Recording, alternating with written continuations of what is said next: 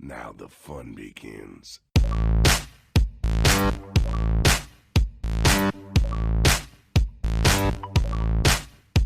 Richard. Stop! You violated the law.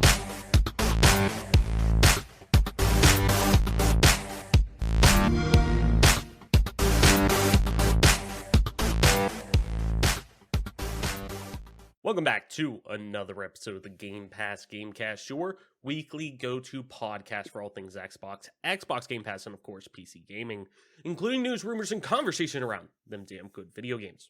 You can catch new episodes of the show when they drop each and every Friday morning on YouTube, Apple Podcasts, Google Podcasts, Spotify, SoundCloud, and all other major podcast services. So be sure to subscribe to us, rate us, review us, all that jazz I tell you every week wherever you get a podcast at, and follow us on Twitter at GPGC Podcast to stay up to date with everything regarding the show, video games alike, and of course our dope giveaways. I'm your host as always, Travis White, aka Travelus on most internet platforms. Joining me, as always, my partner in crime, back in action, a little under the weather, but he's gonna power through it. He's this could be his Jordan flu game, you never know. My man Mike Peapack. Mike, of course. Hopefully you start feeling better. But what's good? What's going on? How was your New Year? How was holidays? How was all that? And of course, what have you been playing over them? Yeah, I mean, holiday, nothing too crazy. Besides us getting kind of, bent over the barrel a little bit. But. Yeah, it was what it was. I think in Virginia we actually had, I don't know, I didn't look at the history of it, but we got like 16 inches of snow where I live in Virginia, which if you looked on the news and saw news about people being stranded on I-95 in Virginia, that was really close to my house. The other day I heard helicopters flying around, whether it be news helicopters or National Guard trying to get some aid out because evidently there were some diabetics and children and stuff that needed assistance. So, I'm just, my thoughts and prayers are with all those folks that were stranded. Hopefully everything turned out okay with those folks. Living in Pennsylvania, one of the things I said was like, I kept repeating like, well, they're not equipped to handle this much snow when we had like 6 or 7 inches. Then it just kept coming. And then once it gets to about 16 inches in about 7 hours, literally told people like, hey, nobody is equipped to deal with this kind of snow. Like, I don't care if you're in Colorado or where, that's a lot of snow to remove. And you need a lot of trucks on the road out there doing snow removal. So life's starting to get a little bit back to normal here. Most of the snow is melting off because we got up to about 45 today, evidently. But tonight they're calling for another little snowstorm. We'll see what happens. But I mean, outside of the weather, we played in a Halo tournament on Sunday. They're having Halo Opens every Sunday. It was supposed to be leading into Anaheim. Here, Tashi finally kind of broke silence on it. And I used that kind of tongue-in-cheek because he basically just responded to someone and say, oh, you'll know by the end of next week if Anaheim's happening, which would then, of course, be less than a month away. So I would say it's probably going to be an online-only tournament. There was a Yu-Gi-Oh convention there. I guess it's a Yu-Gi-Oh tournament that was supposed to happen in Los Angeles County. That is being postponed. So it's appearing as if all signs are pointing towards Anaheim being postponed or canceled, which probably the right call with everything that's going on in the world. It's getting to the point where you're going to, like, especially with the Omicron variant, like, I don't want anyone to get COVID, but of course my symptoms are going to be worse than pretty much anyone else's because that's just my luck. That seems to be the way things go with me, like health-wise. If anything's going to be unique or different, that's going to be me. But, we're going to get to a point here where we're going to have to start making choices about letting people kind of decide for themselves what they want to open themselves up to, because I probably wouldn't travel to Anaheim regardless, even having antibodies in me. But, we're getting to the point where people are going to have to start choosing and picking their battles. And do you really want to open up yourself to these types of things? And if you do, Godspeed. But, at some point, people are going to have to realize that, like, I just think there's so much misinformation about it all right now that people are picking freedom in air quotes over health. And I don't know that that's the right call, but I guess that's people's decisions, especially in this country. But going into the gaming a little bit, just playing a little bit of Halo Infinite. I was kind of off of it, kind of took some days off, with the weather being kind of weird and power cutting in and out. Hadn't been playing Halo just as much, and the honeymoon phase is completely worn off. We're to the point where I feel like I've been in a 35-year marriage with my wife, which would be Halo Infinite. We haven't had sex in 7. So that if you wanted to know how I felt about the game, I'm not going to, bash the game anymore. I feel like the last few episodes have kind of been in that realm. Just know that I haven't had sex in 7 years since playing Halo Infinite. So you can imagine how I'm feeling. But another game that, I'm super high on and super appreciative of, and I feel like has kind of flown under the radar since they had just such a kick-ass release week is Valheim. It's a game that our group in whole has been spending a lot of time on. They made some really good quality of life updates since the release week. If that's a game that you spent a ton of time on release week, like our group did, and then kind of dropped it because you felt like you got the entire experience, you kind of finished it, I would implore you to try to give it another go. No matter how far you went with a world, they've done some really good things like splitting deer meat and boar meat finally. So now deer meat has some different. It's like a different ingredient separated from boar meat. So it brings different recipes into play, and it has different benefits. And there's also a multitude of other change of life things or quality of life changes. They've added some new monsters in different areas and things of that nature. And I just feel like they did a lot of good stuff to make it a little less. It's still very grindy. Don't get me wrong. It feels like it scratches that itch for some people that have like MMO grind in their bones, but it also scratches the itch of people who want to play a creative experience.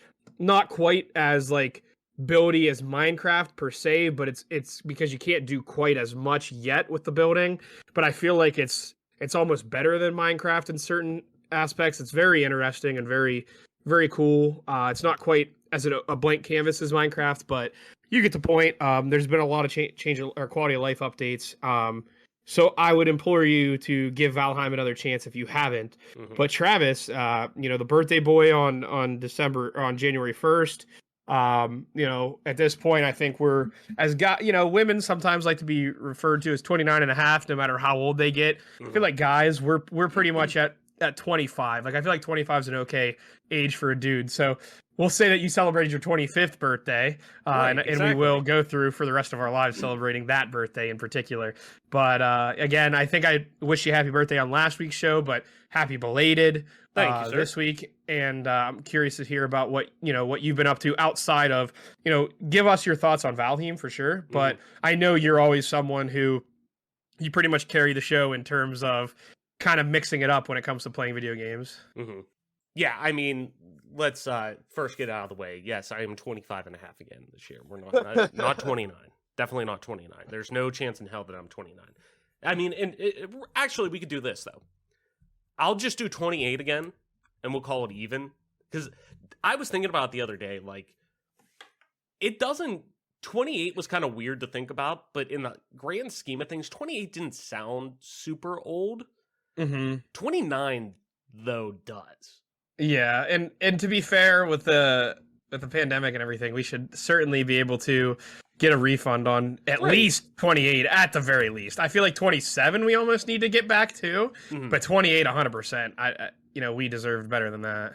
Yeah, but basically have like these 2 years just straight up a tax write-off style. Like, let's just write these off MCU style, like, hey, if you were in 10th grade whenever the blip happened and you got blip back, no, you're not like, 25 or whatever at that time. No, you got to go back to 10th grade. You're just starting right back over. So yeah, I think that's kind of how we should do it with these pandemic years. Just when we get to that, let's just, hey, if people like to say age is just a number, cool. Let's fucking make it age is just a number then. Like, I'll go back to being like 27 or whatever. Like, I am cool with that. I'm very cool with that. Let me go back to that. My mental health would love that. Anyways, though, thank you, though. I appreciate the birthday wishes. Yeah, so Valheim, man, we've been getting back into it. It's been really cool to kind of... I feel like this is, like, ending up being maybe our now, like, post-Christmas binge game. Because that's kind of how it was last year. when it kind of started taking off and we all kind of got hooked in it. It was funny. I was listening to the No Clips podcast, their Game of the Year conversation, which next year we're going to be doing Game of the Year. Yes, we will be doing that, but next week we'll be doing Game of the Year. We were thinking about potentially doing it this week, but we figured this topic was a little more timely, and we can then have one more week to kind of prep everything and make sure. But anyways, I digress. But listening to their Game of the Year topic, it kind of hit me that them talking about Valheim is not their Game of the Year, obviously, but one of the games they really enjoyed that year. It was really interesting to think about, like, holy shit, it's been a year since that game, like, blew up and became, like, in time, like, this was a moment in time type of thing, at least within the PC community and streamers and stuff like that. But the fact that I don't want to say it's, because it has petered a little bit, not in the sense of like, oh man, this game sucks now, like they haven't done anything, because it's a small team working on it. It's getting out updates as much as possible. Are the content updates as, intensive and as, elaborate as a lot of people would like? I'm sure more people want, in all the games that they like, as much content as possible, but for the size of the team and the content that you're getting, and knowing that there's a roadmap for this game in terms of, at least, even if we don't directly have it right this second, we know that there is a content roadmap for this game internally, at least, that they are committed to getting content out for this game. While it may not be, the deepest stuff off the bat, it's better than nothing. It's getting support, and that's all I could ask. Because then you look at games like, and granted, I always forget the name of the team behind Fall Guys. Mediatonic, that's right. Mediatonic, they were purchased by Epic now, so they're no longer, independent. They're owned by Epic, and like Fall Guys is getting constant updates and everything like that. But for a while, we're talking about a game that a lot of people, this was a PAX darling that came out. Like every year at PAX, this game was, there's people who are like, man, I remember like 3 years ago playing this game at PAX. It was fun, but having that game kind of, blow up the way it did, and have the staff just be like, literally like, listen, we're a group of, a handful of people. Now, granted, Mediatonic, much, like, bigger now. They've gone up to staff at, 230 people or something like that, I think is the last thing I saw. But, and Epic Money will do that. But in that sense, it was like, you're not getting, like, the content you were getting, you're getting some updates. You're getting them in a timely manner for what you expect them. Like, people need to be a little more cognitive. Like, the idea that, yes, a staff of thousands and thousands at 343 Industries is, slow at getting out content for Halo Infinite, at least in terms of what we could have expected at launch and different things like that. There's always debate for that, but that's a little more understandable to at least kind of think about of, okay, the pipeline for that game, while it is obviously a much bigger game in scale, there's a little more understanding to, but they have the resources to be able to go out and do all of this stuff and contract and whatnot, that the content for that game could be there in a much more timely fashion. So there's a balance, obviously, with that. But kind of bringing it back full circle, for what they have for this game still, and what it's still doing, and the content it's still getting, I'm finding enjoyment out of it. And I'm not one of those people that, like, I've bitten the bullet. I've, bought Minecraft a few times on different platforms. Never truly got into it, but because I wanted to play with, Adam, Kyle, whoever, that, we'll have those itches to, I just kind of want to dick around, build something, yada, yada. But I've never been one to usually get into crafting games like that. This, though, is completely different, because this feels like it gives me almost that itch of, hey, I'm going to go farm to kind of build myself up, build my equipment up, to then go and do a raid. Almost like playing WoW back in the day. It feels like they got the equation right of how much farming to like advancement of the plot line, and like there's like there's just a sense of an accomplishment. I don't know how they did it appropriately, because it seems like it would be very hard, but the difficulty of each like individual area is scaled like perfectly, where you need to like build your way up, and it feels like you get like there's like you feel accomplished when you make those jumps in difficulty. Mm-hmm. No, definitely. And that's where I kind of see, this game having the legs to be able to kind of keep going, even if it isn't necessarily a Twitch, darling hit, because you think about a lot of games that are kind of built like that. I'm just pulling up Twitch now to even look at, the browse section to even kind of see, obviously you have your big hitters like Minecraft that are going to do huge numbers, Mm-hmm. but, games like, a Rust that, has a ton of people, it has like 188,000. You get to other games that are similar to that, like The Long Dark, like, what's the other one I always think of whenever I hear that? Like, even elements of, like, DayZ, obviously different style of survival a little bit, but, like, you think of a lot of these games that have these big audiences on PC and different things. It's not... Abby, shush! I love you, but shush! You're alright. When you think about these games, they have huge audiences that are there, but it doesn't mean that they have to, like...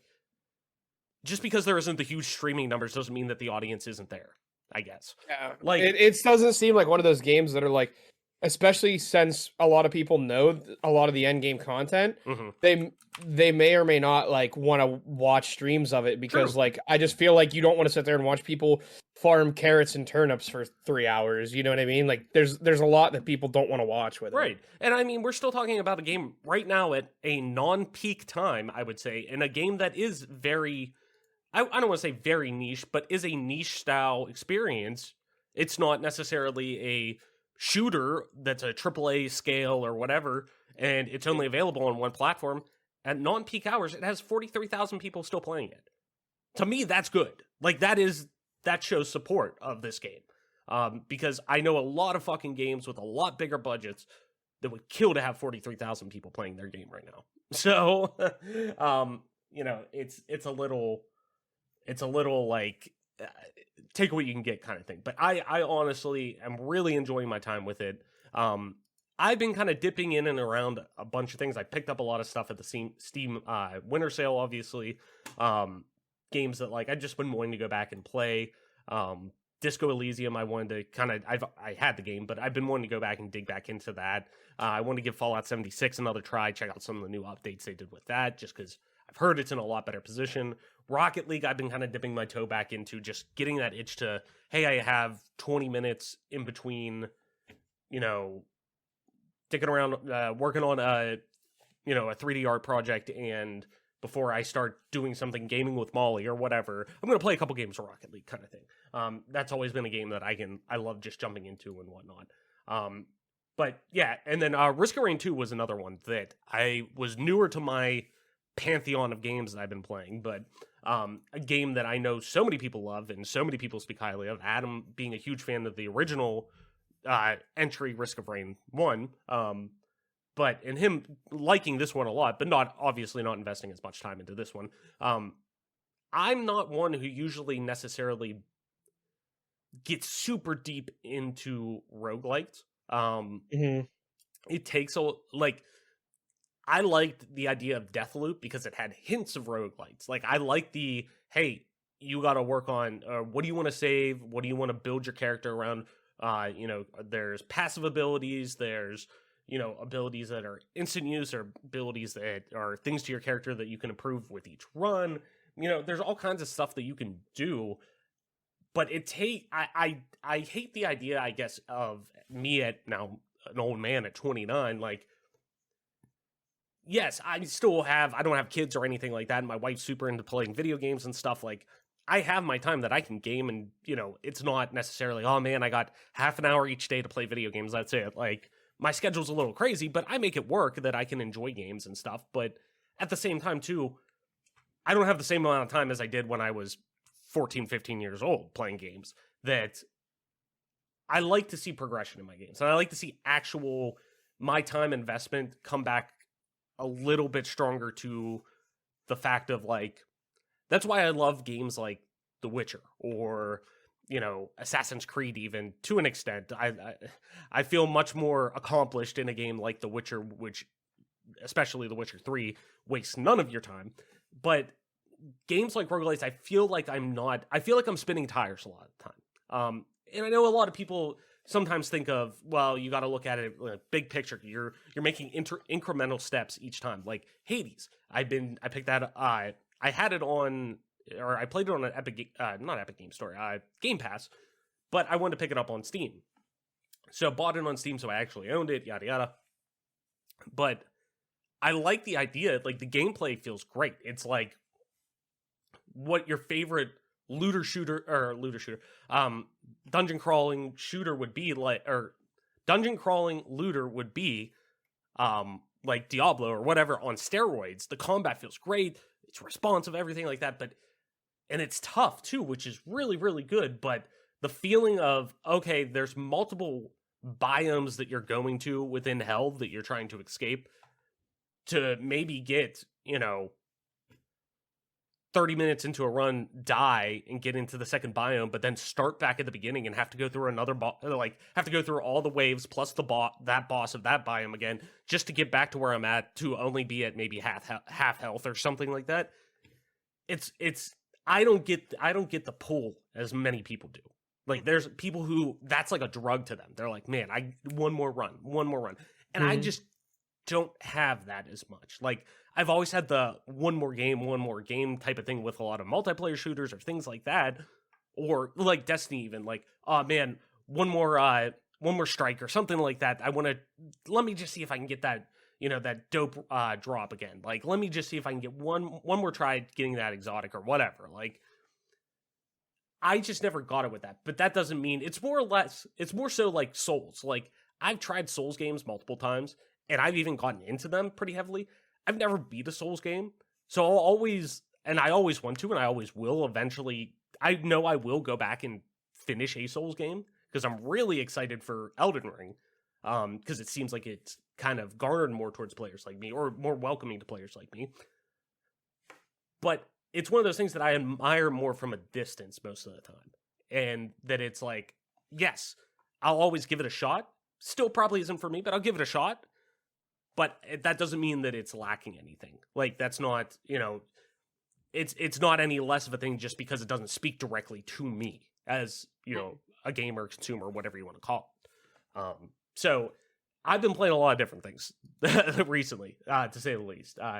Not something that's been like the one I'd say that's the consistent. Molly and I are going back and playing through the Walking Dead Telltale series. So we're replaying the first season right now.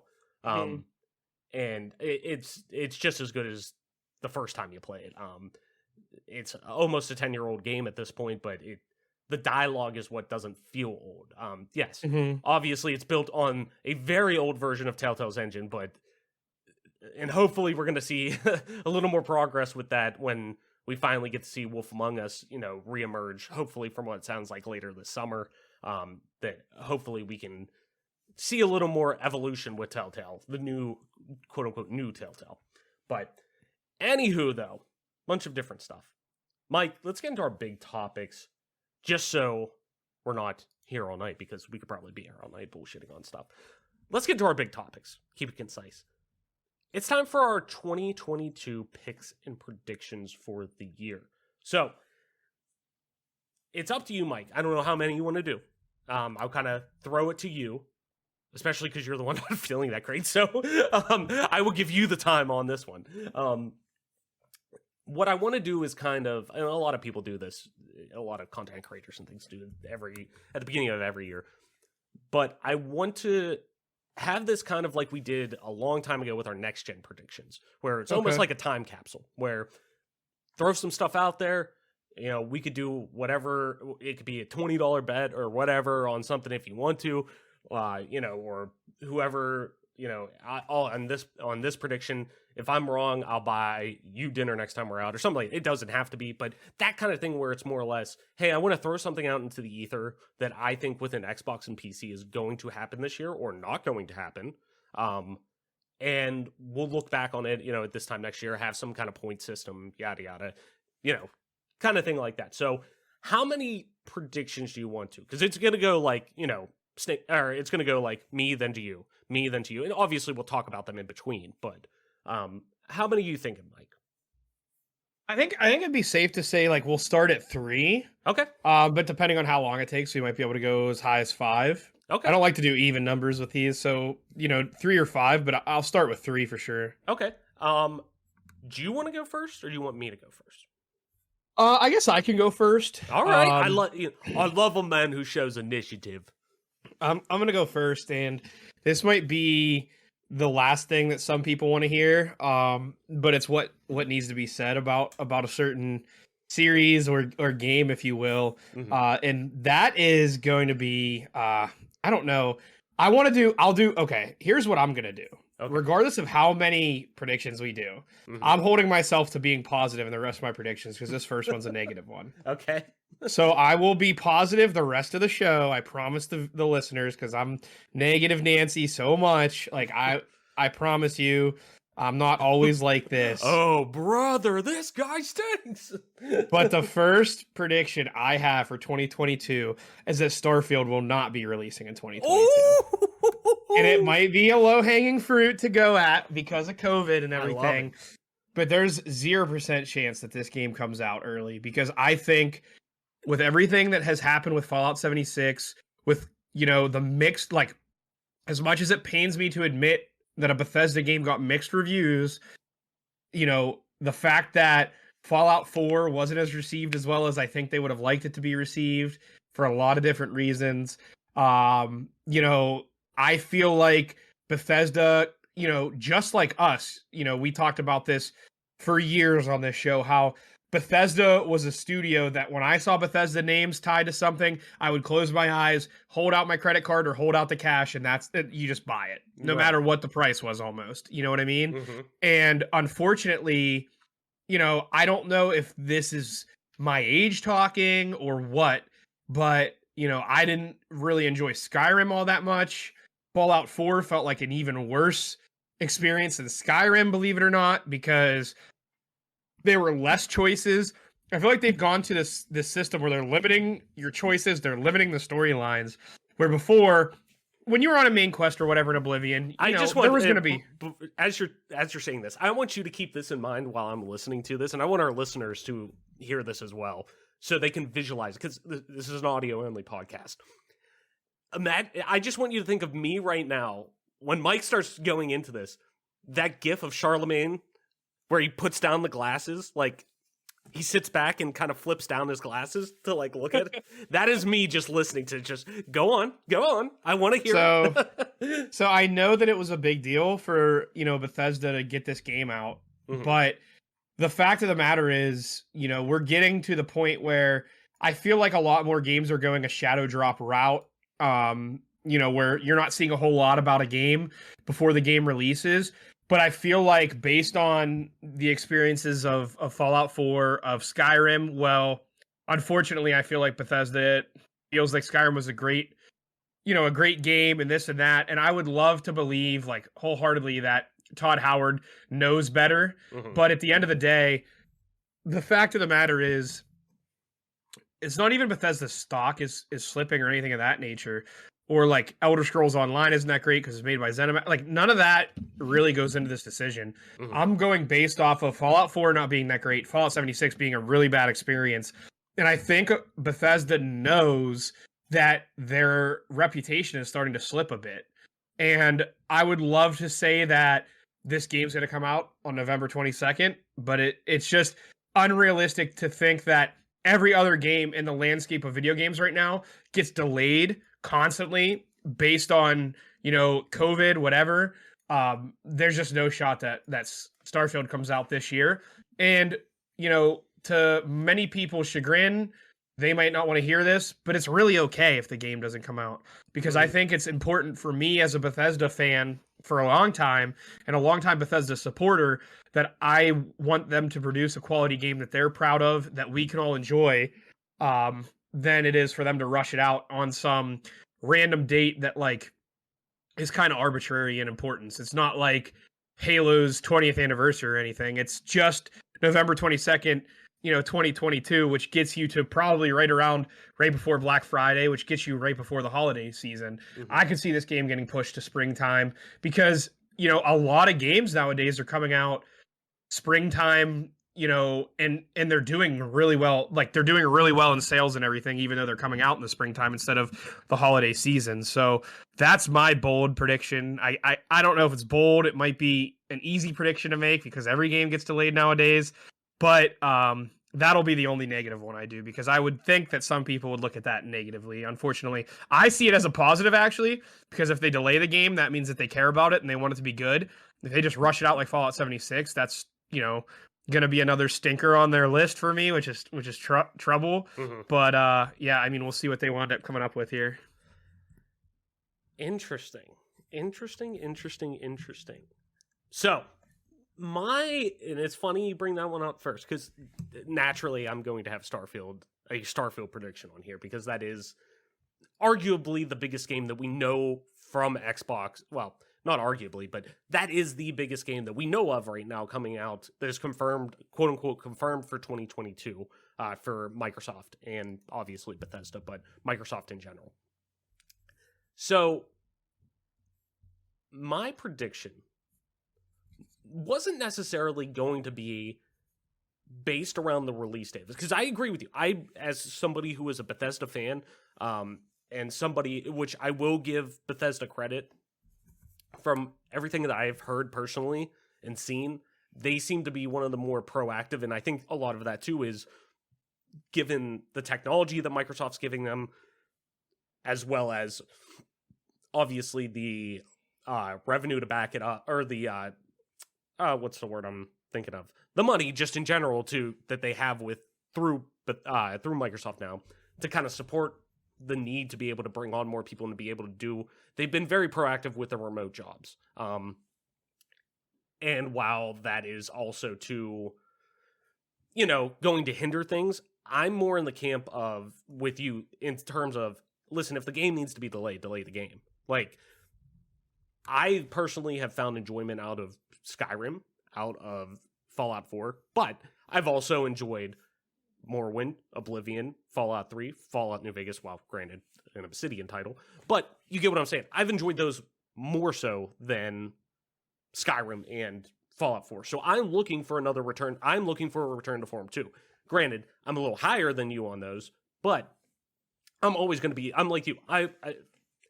I'm always, but that's unless they really drop the ball and really kind of blow it up, I'm always going to have that soft spot in my heart for them. Like, they are a big reason why I love video games. I personally still think, in terms of the way that a Western RPG feels, I don't think anybody has, like, they have mastered perfectly, I think, at least to a mass audience, that blends both console and PC play styles perfectly. I think nobody has touched them in terms of their world building and their ability to both, and that's both back in the days of Morrowind as well, when it was just, there's no voice acting, it's all text, outside of, the actual game, but compared to, Oblivion and Fallout now that we see, and so on in Elder Scrolls as well, like, there's all voice acting, there's everything like that, there's much more motion capture, but it's much more in line of, I don't think anybody has touched them from a presentation standpoint and a world building standpoint within Western RPGs. They have that secret sauce, that like special, you're playing a Bethesda game when you play, like, distinctly. Like, when you're playing something and say you don't know what the game is, you jump in and you start messing around and you don't know what the game is, but you could tell it's a Bethesda game just from their world building, just from the way that they approach dialogue, things like that. Like, there's always a sense of, to me, they're untouched with that. The only other one that I can think of that's close to that, but they dropped the ball, with Cyberpunk, even though Cyberpunk's world is great. What you can do in there was very much lackluster compared to what we were promised. But CD Projekt Red, and especially with The Witcher 3, I think that game in general is just ridiculous. But anywho, getting to my prediction, I wasn't necessarily going to say a date. But you know what? I will play devil's advocate on this. And I feel okay taking it's going to launch this year.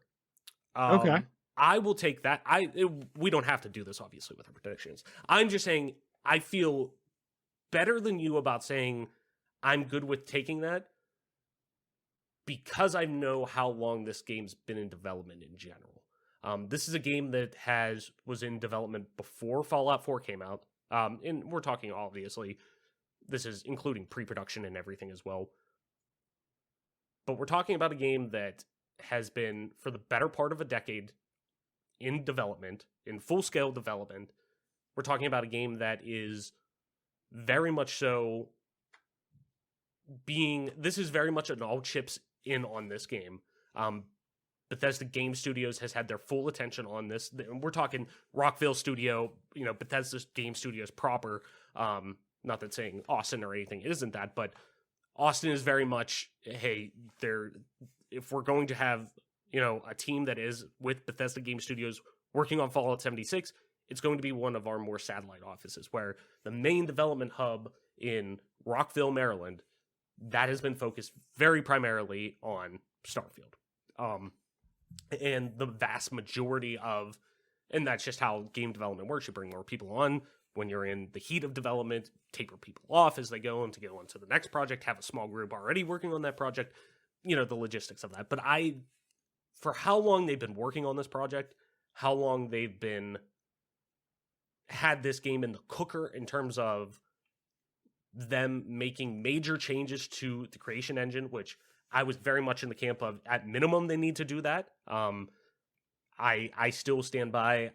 I hope it sounds like this is going to be a bigger jump than Morrowind to Oblivion, or at least comparable, in terms of the scope, in terms of the presentation, and things like that. I think for what this game has been doing, I think they've had it in the cooker long enough. I think they have the tech that's available now.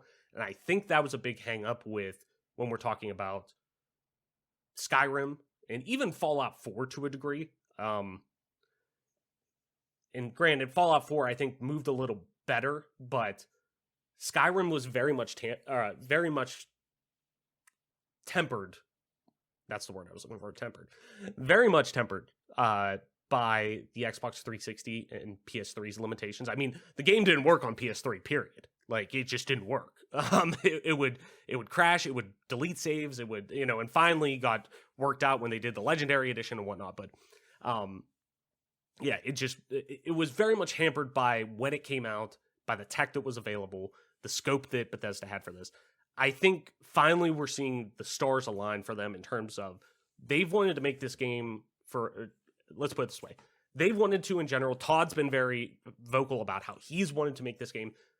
People have wanted to make this game at Bethesda for a long time. And finally, there's a reason why finally this is the right time to do it. Not just because of I'm sure he's thinking, we're talking about just people in general, like, Todd Howard's on the back nine of his career, I'm sure he looks at this and says, if I don't do this now, when am I going to do it? Because Elder Scrolls 6 is after this. And at least as of right now, what we see on the docket, Elder Scrolls 6 is after this finally. So that's maybe his, that may be his walk-off home run kind of thing. That's not coming out till 2030, and this game isn't coming out till 2023. So yeah, so there you go. So I'm going to take that. I'm going to take it. This is kind of a two-part prediction for me.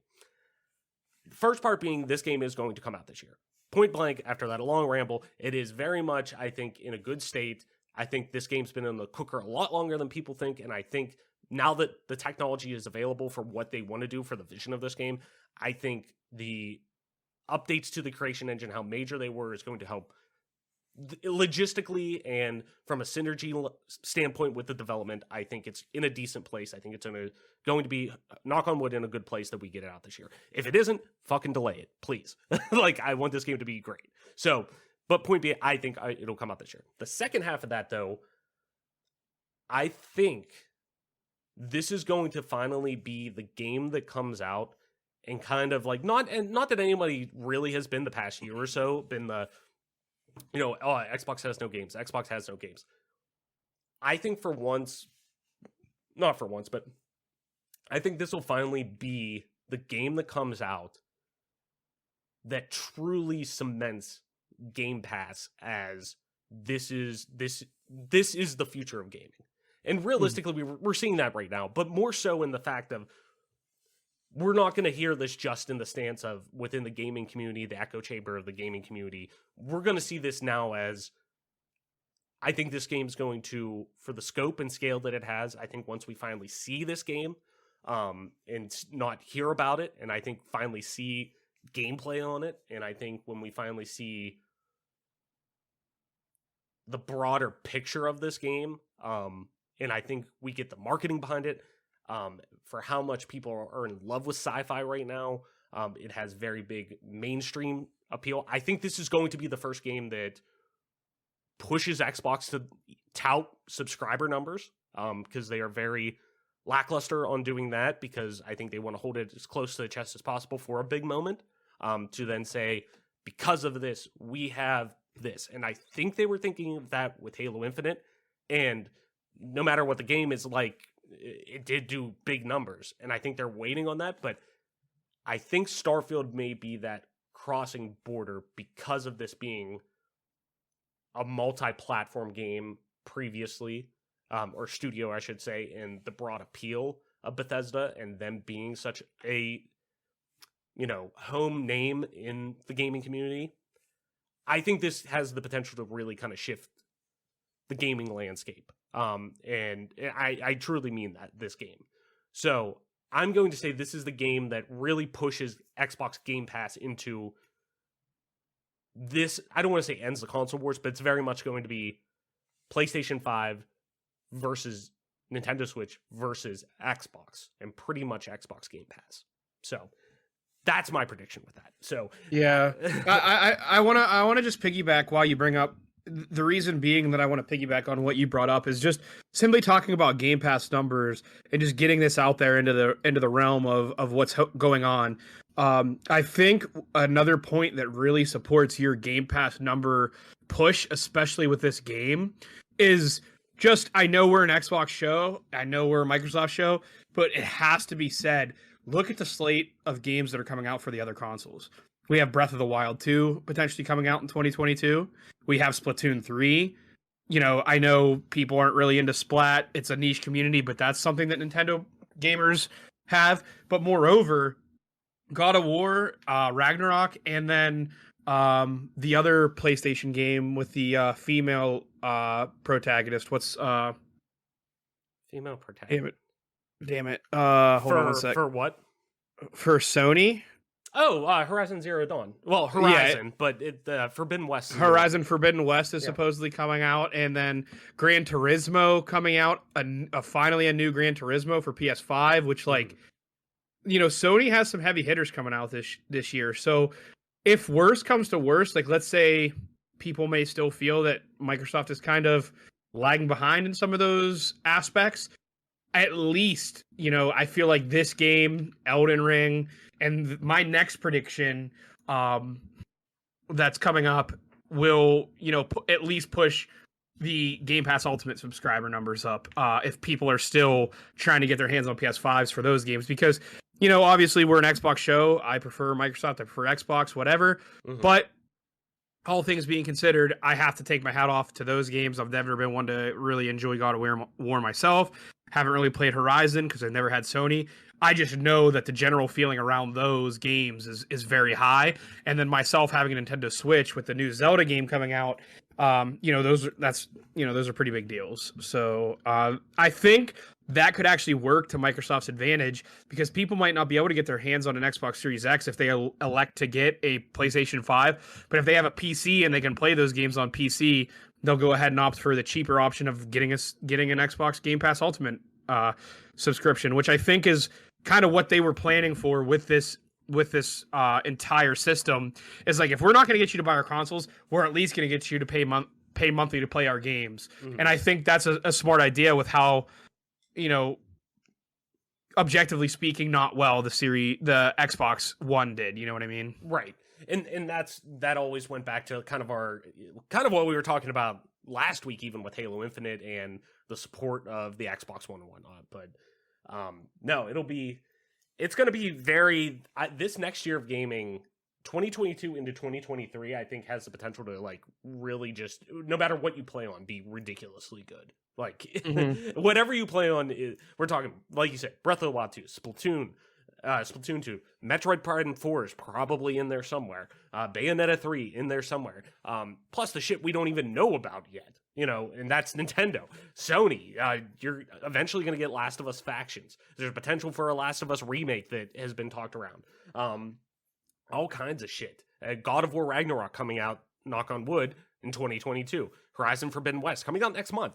Not to mention then Xbox, and we got Fable, Perfect Dark, Starfield, you name it. There's the stuff we don't even know about. Again, new Gear. There's supposedly a new project from the Coalition that's mixed in there that isn't Gear 6. So this is just such a good time for gaming. That in terms of whether it's sequels or reboots or hopefully new IP, I want to see more new IP coming.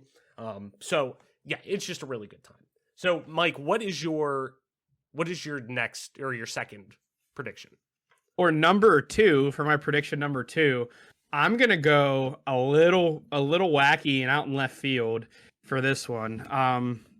The first iteration of the game came out in 2007, but I honestly think that based on what I'm seeing, some of the stuff I've seen from this game, I have a feeling like this is kind of my sleeper hit potential GOTY 2022 for. Now, I know I just said that Zelda's coming out, God of War is coming out. Like, those games could basically release as the worst games of all time, and based on their name, still win GOTY from a lot of, those media members out there that are, there's a lot of people in the gaming industry that will simply go GOTY on a Zelda game because it has the Zelda name. Whether or not gameplay is there or not. And I'm going to go out and say, like, even if Starfield comes out in 2022 and Elden Ring comes out in 22, I think that Stalker 2, Heart of Chernobyl, has the chance to review better than both of those games and just be liked more than those games. And the main reason why I'm going in that direction is I feel like in the year 2022, I feel like the simulation style shooting and survival and hunting for treasured mysteries in a post-nuclear world is a little bit more on the button in this year than it was in 2007. This game reminds me of a game that is a more realistic Destiny set in, a more current time, but it also has elements of, we were talking about what is it about Valheim that drove the player base up in the first place and continues to hang on to that player base. And I feel like Stalker kind of can combine both of those in a cauldron and boil up a really realistic looking shooter. And it kind of reminds me of, it has a similar look to Escape from Tarkov. And whether or not you like the game or think that there's a ton of players playing Tarkov, I feel like Stalker 2 is one of those perfect little niche games that could just explode onto the scene kind of accidentally, and, take over and take hold of the scene in 2022. And again, that's coming on Xbox Series X and PC. So that's a Microsoft game that could potentially be one of those driving factors, because if you look at the Xbox 360, did the PS3 sell more than the Xbox 360? Yeah, but there were a lot of reasons that went against the 360. Yeah, and that was very much for a long time it did not. Right. And I'm somebody who has owned pretty much all consoles at this point. Yeah, and the PS3 being so like proprietary with their games that you pretty much have to have a PS3 to play them, and then also the Blu-ray player feature really, I think, is another thing that really set it over, because if you were a parent and you were at Best Buy and people were telling you what features these systems have, and they said, oh, by the way, the PS3 has a Blu-ray player and the Xbox 360 doesn't, that might have put a lot of parents into that bracket to buy that system for their kids. And I mean, you gotta think the Xbox 360's two main games were Halo 3 and Gears of War, which at the time both had mature ratings. So that also hurts you. So I think Stalker 2 is in a good place. And I think it has the opportunity to really make some waves and really, people might think like this is coming way out of left field. And to be honest, it really is. I'm just really positive on the way it looks and what I'm hearing right now from the game's development. So we'll see what happens. I'm hoping that my prediction's correct and Stalker 2 takes off, because I'm looking at it and I'm keeping up with it a little bit, and I'm seeing a game that I could really see myself sinking some serious time into. So that's my prediction, that Stalker 2 will review better than Elden Ring and Starfield, if Starfield does come out in 2022. And it won't be because Elden Ring and Starfield suck. Right. Let me get that out into the air, too. It's not because I think those two are going to flop. I just think Stalker 2 has the potential that it's like right time, right place, lightning strike type thing. I don't think what you're saying is ridiculous by any stretch of the imagination. I totally think that we're going to see... I mean, Stalker in general was a very much a cult like franchise in general, more cult classic franchise.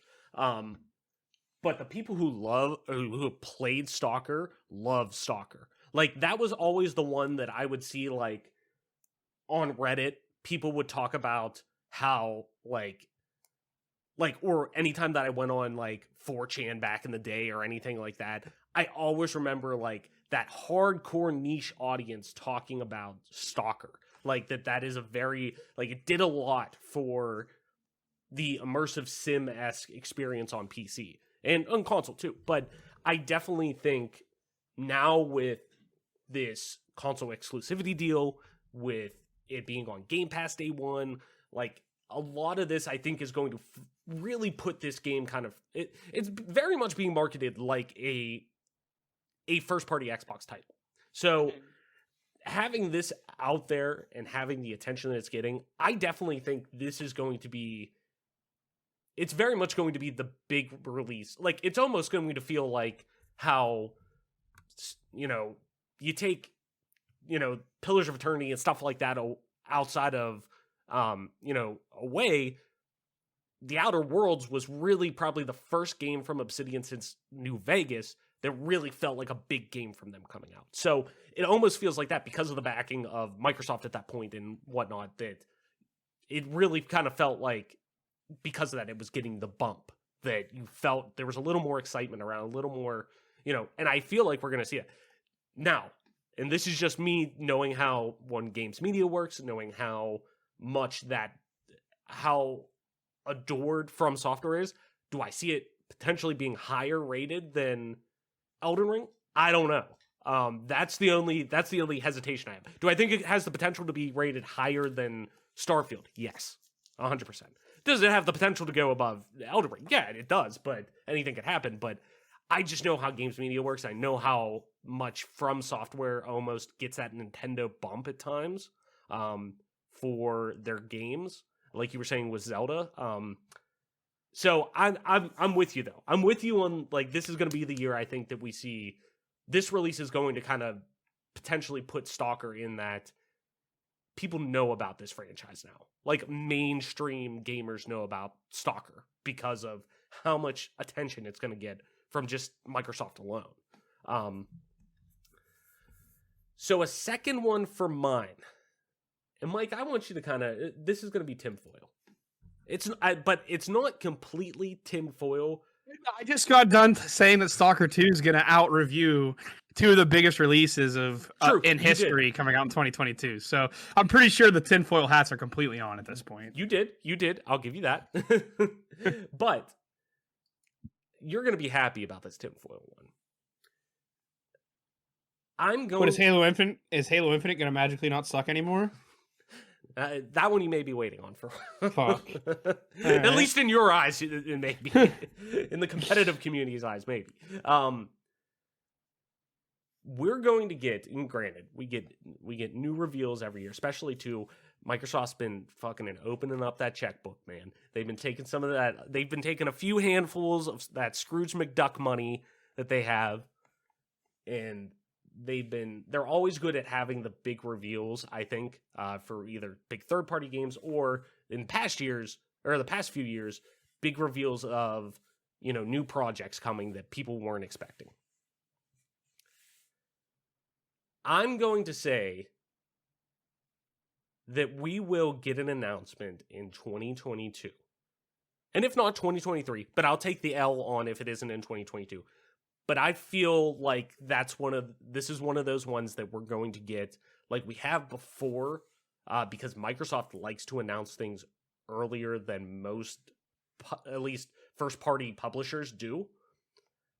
With some of their IP, with their game studios, they like to announce things early, at least in recent years. So I think in 2022, one of the projects that we're going to see, because right now Xbox Game Studios has a handful of projects that are just codenamed, kind of bouncing around between their studios.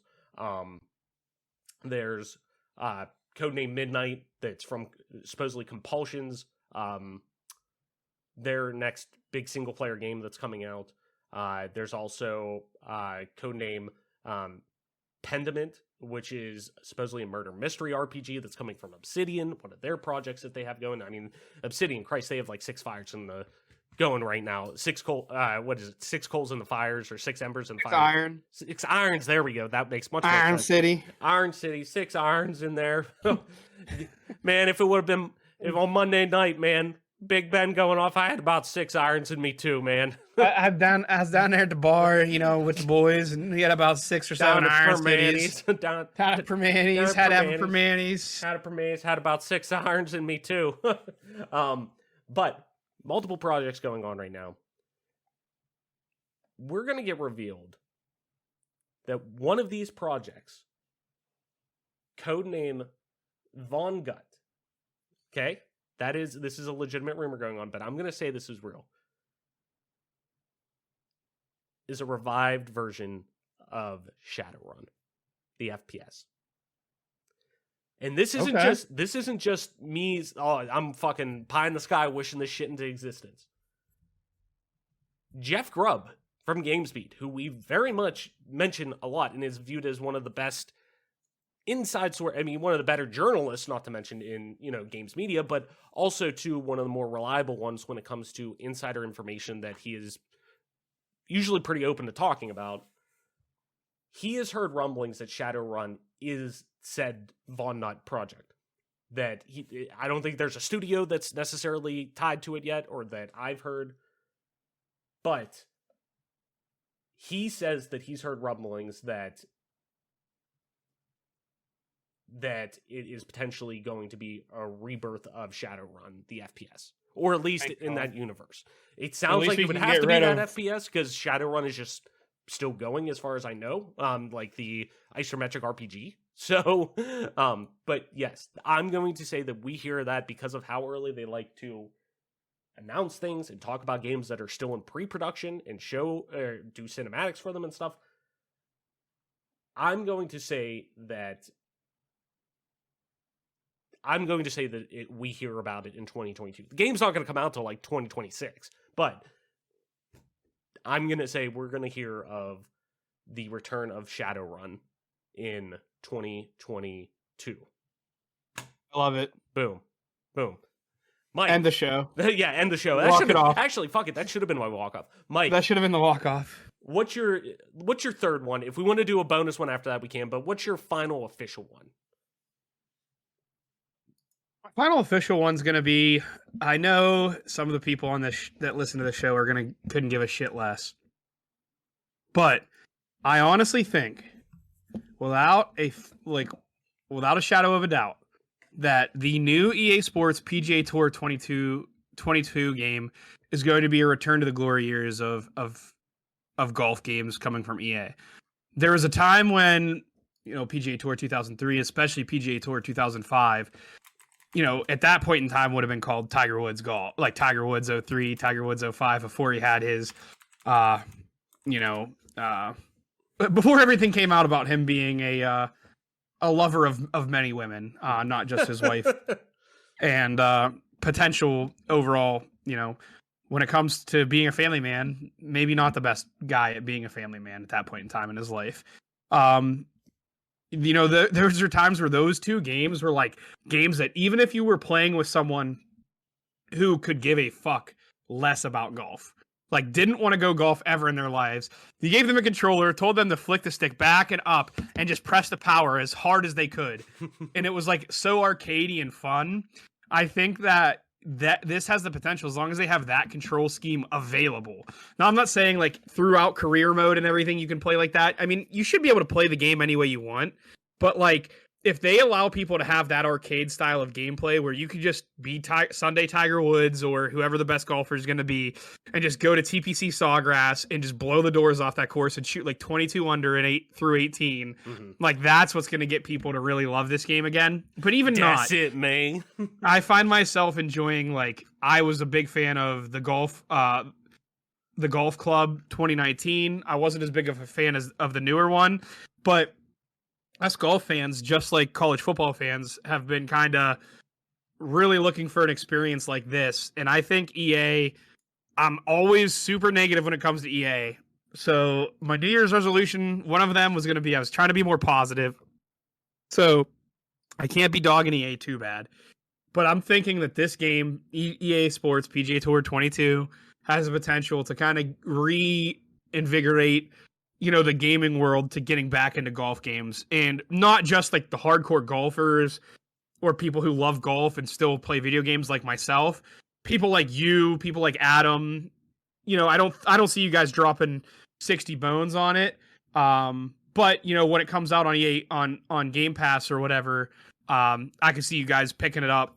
You know, if it's free because you already have Game Pass, then you're gonna pick it up and play it. And I can see you guys like having fun with it. You know, it's been 7 years since EA has released a golf game.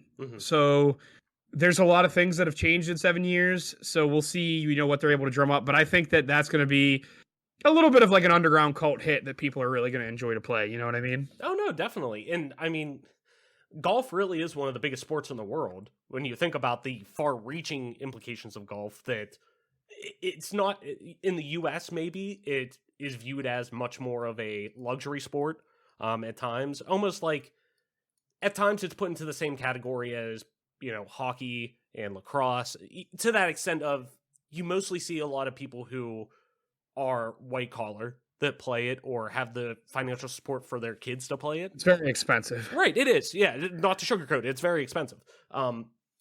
But I think golf is becoming more and more accessible, and it's becoming more and more open in terms of, and obviously you're a much bigger golfer than I am, but in terms of its reach, I think it's becoming much more, you're seeing more and more people talk about golf in a way that, to me, felt very much like the big boom of golf that Tiger kind of put on the map back in the day. Like, in terms of, like, rejuvenated, I guess, the game. Almost, yeah, like he had his own Gatorade line. Right. I mean, there are a lot of folks that are of a minority, doesn't necessarily have to be, you know, the black community. He got a lot of minorities into the game because he was the best golfer of all time. And some people might say he hasn't won as many majors as Jack, but you know, I think whenever you win the US Open by like 13 strokes and basically everyone's playing for second, and there was a time when the Vegas odds bets would be Tiger or the field, which by the way, the field is like 160 golfers, and Tiger was still favored. Like, you would lose money betting on Tiger, essentially. It would be like minus 120 to bet on Tiger versus the entire field. Right. That's fucking insane. So, you know, when you look at something like Tiger, the interest that he generated and the buzz that he generates and continues to do so, really did a lot for the game, especially in the minorities. You know, it was a bunch of rich white people that were members at country clubs, and even though that's still the primary conglomeration of people that are belonging to country clubs, I have played in a few different states with, you know, getting paired up with different people, and you know, not everyone's white on a golf course anymore. And moreover, I just wanted to give a shout out to the you know, the women that are professional golfers, because there are a lot more women, you know, taking advantage of how fun golf can be. And it's always an interesting thing. And I know I'm going off on a tangent, and I'm sorry, I'll let you get back to it, but it's always so fun when I watch a girl or a woman play golf, because they're so devoid of ego when it comes to golf. It's it saves them so many strokes, and they have the tendency, like a very solid female golfer can beat a very solid male golfer sometimes, because the male golfer makes a decision that is completely 100%. His ego won't let him lay up on this par 5, where women will know, like, that's like an 8% chance that I actually hit that shot as good as I have to put it to that spot. So what I'm going to do is I'm going to hit the ball up further, and then I'm going to make my next shot, and that's where I'm going to beat you on the greens and chipping and this and that, where guys just love to get out the 3-wood, and they're like, I'm not laying up on this par 5, I'm going for it. And the women are just so perfect at just hitting solid shots and moving up and not getting themselves into trouble.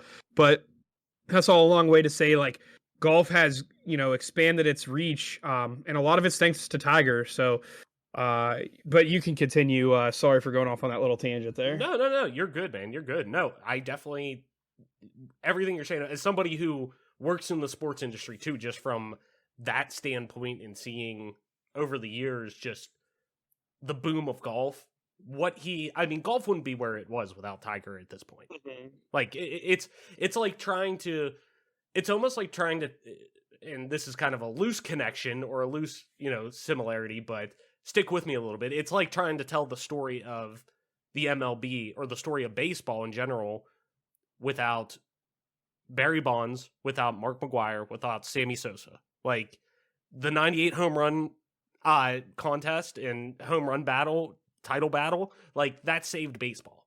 Period. The MLB wouldn't be where it is in popularity as where it is right now, or years after that, the years coming after that, than it would if it didn't have them. It's like, you can't tell the story of golf without Tiger. Remove all the off-field things or off-course things that have happened with him. What that man has done for the game of golf is, he is the Michael Jordan of golf. He's the Wayne Gretzky of golf. Like, or in my personal opinion, the Mario Lemieux of golf, but like, let's not get it twisted. Don't let the Canadians hear that. Jesus Christ, they'll be coming down here in droves with Tim Hortons on deck, ready to fight us for that one. That one's French, damn it. Anyways, though, so my last, I'm torn between two because I'm gonna make one a bonus one just for shits and giggles. All right. My last prediction. You know what? We'll do this. My last prediction, since I did a reveal in my second one, I'm going to do more of a hardware one on this one. Okay. I think 2022, not sure if we'll see it at E3, or if this is more of a inside, like an inside Xbox announcement or something like that. I think it feels probably more at a smaller scale announcement. It could be something that to draw a little attention to one of their in-house productions that isn't a major game showcase or something. I think in 2022 we see Microsoft release a streaming only piece of hardware, and I don't say console because I could very much see it being a entertainment stand, box top that you can get that is very much like, what an Xbox Series S looks like, only much more form factored. It could be something very akin to that of a Steam Link, which I stand by. The Steam Link is fucking awesome. I still have mine, and use it all the time to stream games onto my TV that I want to play. That's how we're playing The Walking Dead right now. But anyways, that I could see them doing something like that. But I could also just see them doing a fucking streaming stick, like an Amazon, Fire Stick or a Google Chromecast style of thing. And very much so, we may see an app to do that. That is the cloud gaming, Xbox Cloud Gaming app that may eliminate that. But I personally think that they want to have as many options as possible for people, that not everybody has a smart TV. Even though smart TVs are super common now, it's still not one of those things that everybody has or everybody knows about. That people may not know how to get more than just Netflix on their thing. But people know that, we could stream it, but I heard that, or I saw it in store, that I just have to buy this dongle. Like, people know about Chromecast. They know about the actual device more than the software behind it, that a lot of TVs have Chromecast built in now and this and that, but people know what a Chromecast is. People know what a Fire Stick is. The general consumer knows what that is. So I think we're going to see, and with how much Microsoft loves giving consumers options recently with their more modern business style that they're approaching this console generation, I think that we see some kind of streaming only piece of hardware, whether it's a console, whether it's a streaming box, whether it's a streaming stick, something. I think we're going to see something like that. And I think we see it announced in 2022. Now that, especially too, when we think about how difficult it is to still get an Xbox Series X. Xbox Series S's are slowly starting to come in a little bit, but I think that's just because there's more demand for a Series X, I think, just like a PS5. So I think that's where we're seeing more of the silicon shortages still kind of impact, and I think they're just making trying to produce more Series X's than Series S's in general, and the Series S's they're just not in as demand. I'm seeing more of those in the wild than I'll ever see a PS5 or an Xbox Series X. But with the silicon shortages and whatnot that we're seeing, I think this is a good way to be able to kind of pivot and give people a next-gen option that isn't necessarily an app on your phone or an app on your iPad or whatever you want to, say it as, a tablet or Android phone, whatever. Like, something that isn't an app on your phone or an app on a device. This is something that you could say, I'm getting it on next-gen, but it may not, I'm definitely going to get the next-gen hardware, but this is good enough for right now. That until I can get my hands on my $500 console, I'm going to spend $50 on this streaming stick or this set-top box that is a streaming box like a Steam Link or something like that. So I think we see something like that. My bonus one, though, Mike, to kind of wrap up the show, I kind of mentioned it at the top. If we have Halo as I almost said this year. It's 2022 now. If 2021 was supposed to be Halo's year with Microsoft, I think this is going to be 2022, at least in general for the announcement side of things, is going to be the Coalition's year. I think I kind of mentioned it earlier in the show. I think we finally see this supposed new IP that we hear the Coalition's talking about. Is it going to be directly tied to the Gears universe? I don't know. I keep hearing new IP, which leads me to think that this is something new entirely. But that could also be a new IP in an existing franchise. Like, they could be a new subset or whatever. I personally think it would be much less weird to hear a new IP coming out of the Coalition than it would be somebody like 343 Industries. Which, granted, the Coalition was found that's handling the Gears franchise. Like, that is that studio, just like 343 is handling Halo. Like, they're tied specifically to that. But to me, 343 is much more identifiable with a franchise than the Coalition is with their franchise. At least me in general, if I'm looking at hearing those names, I feel it's much more tied to that. I digress. On top of that, too, though, just throwing in there, I would not be shocked if we not only hear about Gear 6 this year, get a reveal of that, but potentially even get a date for it. Whether that's 2023, I have no chance in seeing this game come out in 2022, but stranger fucking things have happened in the world. I doubt it comes out in 2022, but I wouldn't be shocked if we see a 2023 date on it. Very similar to in 2018 when we heard about a lot of Gears projects at E3, at Microsoft's press conference at E3, to then see a Gears 5 release or reveal that saw us get Gears 5 is coming out in 2019, which it did.